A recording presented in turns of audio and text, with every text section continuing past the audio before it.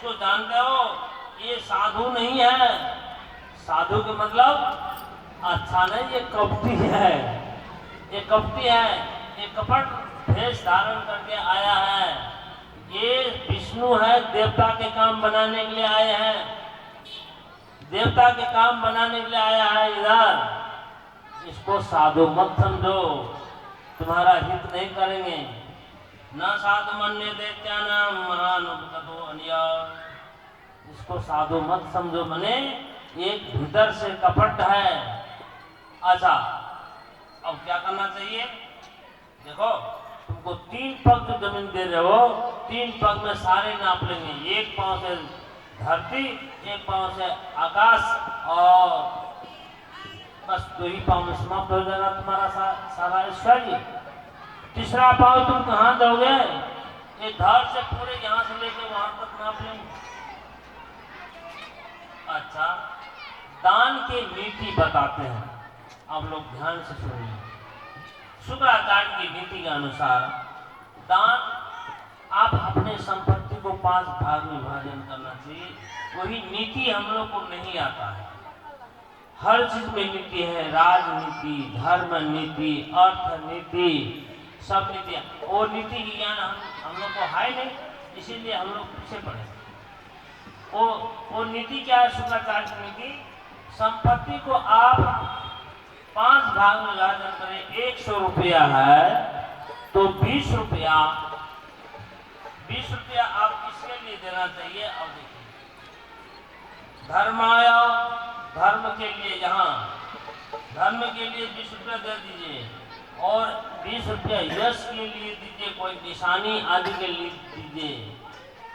जैसे कहीं भवन बन रहा है, देवालय बन रहा है, स्कूल बन रहा है, कुछ बन रहा है, जो निर्माण कार्य हो रहा है, उसमें 20 रुपया दे दीजिए। और धर्म के मतलब ये जो अभी ये पंडाल लगा है, भोजन आदि जो चलता है, ये धर्म है। ये भी धर्म है, इष्ट कर्म। और पूर्त कर्म, पूर्त कर्म में आपका यश होगा।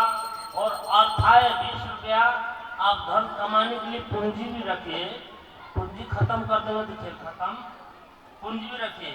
और 20 रुपया आप खाने के लिए रखिए। अब 20 रुपया कोई सजन संबंधी, अपने कुटुंब परिवार के जिसको जरूरी है, उसको भी सहयोग कर दीजिए। तो 100 रुपया में 20-20 रुपया का विभाजन कीजिए।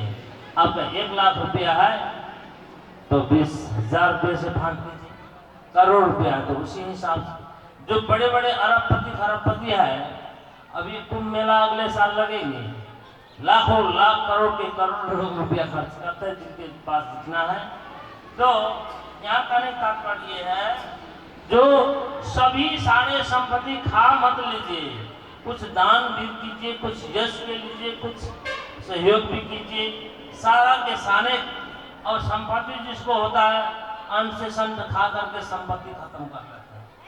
संपत्ति उसको भी रहता है, लेकिन अनावश्यक वस्तु को उनमें धर्म भी जाता है, धन भी जाता है, स्वास्थ्य भी जाता है, सब कुछ जाना ही होता है। लेकिन उसी चीज को खा पी करके समाप्त, और इसी से हम गरीब हो जाते हैं। तो हमारे आगे की पूंजी के लिए भी दान करना चाहिए। और यहाँ शुक्राचार्य ये भी कहते हैं, देखो तुमने तो संकल्प कर लिया है जो हम देंगे, लेकिन बात ये है, कभी कभी झूठ भी बोलना चाहिए। ध्यान रखिए, असुर का नीति है शुक्राचार्य। झूठ कहाँ कहाँ बोलना चाहिए? सब जगह झूठ बोलने की बात नहीं है, सब जगह झूठ नहीं बोलना चाहिए। यहाँ झूठ, स्त्री सुनाम विवाहे च प्रीत्यर्थ प्राण संकटे गो ब्राह्मणार्थ हिंसायाम नान्यतम सा जुष्टम।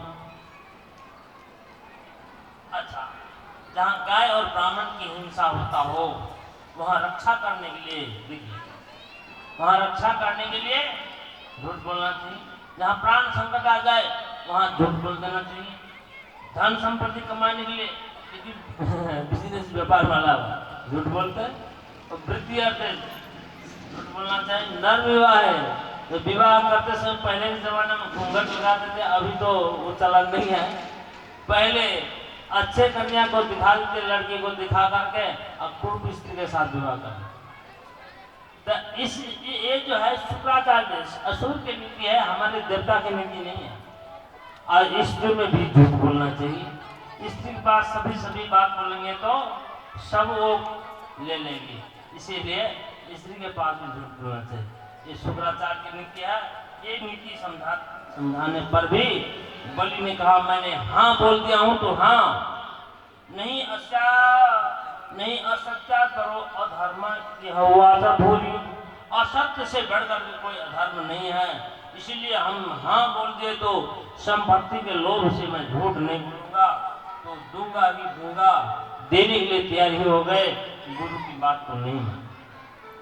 अच्छा, नहीं मानकर जब संकल्प पढ़ने के लिए शुरू हो गया, स्वस्ति न इंद्रो दशरवा स्वस्ति न पूखा, ये जो स्वस्ति वाचन करने शुरू जब करते हैं उस समय शुक्राचार्य को फिर भी नहीं रहा जाता है, फिर तो मेरा चेला है, शिष्य है, उसकी तो रक्षा करना ही पड़ेगा।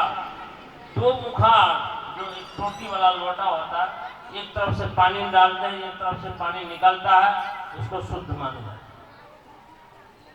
उस टोटी में मेढक बन के चले गया, पानी गिरे नहीं, ना संकल्प पढ़ा जाता था। और उसमें एक तिनका लेकर के और उसमें छेद में डाले कि मेढक का आंख फूट गया, शुक्राचार्य का आंख फूट गया, तो शुक्राचार्य एक आंखें हो गए। अब देखिए संकल्प पढ़ ही लिए, अब तो हो गया। और होने पर तुरंत भगवान वामन अपने शरीर को बढ़ाने लगे और एक पांव से आकाश, एक पांव पृथ्वी में, हाकार महानासिक रोदसी सर्वतोदसम विमाना सर्वतो विष्णुना प्रभ विष्णुना। भगवान विष्णु एक पांव से आकाश, एक पांव से धरती, और तीसरा पांव कहाँ रखेंगे? दो में ही समाप्त हो गया उनका सारे ऐश्वर्य। और तीसरे के लिए भगवान कहते हैं अब बताओ कहाँ तुमको गुरु महाराज ने मना किया था लेकिन तुमने माना नहीं, अब बताओ तीसरे कहाँ? और तुम असुर पताल लोग जाओ, नरक जाओ और उसको करुण पास से बांध। लेकिन बलि अपनी बुद्धि लगाई। देखिए बुद्धि जब भगवान का ही उनका सानिध्यता आ गई है तो बुद्धि उनको भी खुल गई। बुद्धि खुलने पर कहते मैं जरूर करो मेरी तम तन्न भवे प्रलंबन पदम तृतीयम कुरु में शिष्य में निजम। अच्छा, मैं अवश्य मैं अपनी बात को सत्य करूंगा कि तीसरे पांव जो है ये मेरा मस्तक में रखिए। वही मस्तक जो पहले पूछा था कि आपको क्या चाहिए, नहीं झुका था, आपको क्या चाहिए, नहीं जो झुका था उसको झुकाने के लिए भी ये लीला है। तो भगवान के तीसरा पांव अपने मस्तक स्थान दिए और तब उनका संकल्प पूरा होता है। और भगवान ये भी वरदान दिए मैं तुम्हारी रक्षा वहाँ पाताल लोक में भी जाके करूँगा। और जब पाताल लोक में भी जाकर के रहते हैं कुछ दिन भगवान विष्णु, वहाँ वैकुंठ लोक खाली होता है, लक्ष्मी सामने रहती है। तब फिर ये बात नारद जी समाचार सुनाते हैं कि आपके पति तो वहाँ हैं, बावन वहाँ जो है बलि के द्वारपाल बन के बैठे हैं, उनके रक्षा कर रहे हैं। तो वहाँ लक्ष्मी जाती है और द्वारपाल की मांग करती है। तब वहाँ भाई बहन का संबंध होता है जिसको आप रक्षाबंधन में मिला उत्सव मनाते हैं। अब अंतिम एक ही कड़ी बाकी एक पन्ना में मत्स्य अवतार की कथा। तो यहाँ पर कहने का तात्पर्य ये है जो भगवान के पास सब कुछ है लेकिन कोई कोई ऐसा समय आता है जो भगवान मांगने के लिए भी अवतार लिए है। अभी लोग इस जग में आवश्यक है, जरूरी है तो मांगने के काम हुआ है। मांगने का तो कभी कभी भगवान भी जब अवतार ले लिए मांगने के लिए तो हम सब कौन से खेत के मूल्य हैं? हम सब भी मांग चांग करके ही ये जितना बड़ा यज्ञ अनुष्ठान कर रहे हैं।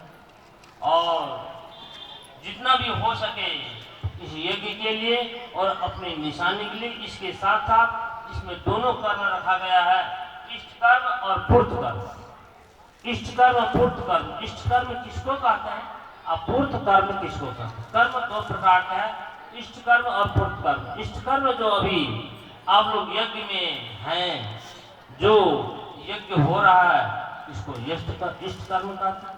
पूर्त कर्म जो भवन आदि सब निर्माण होता है,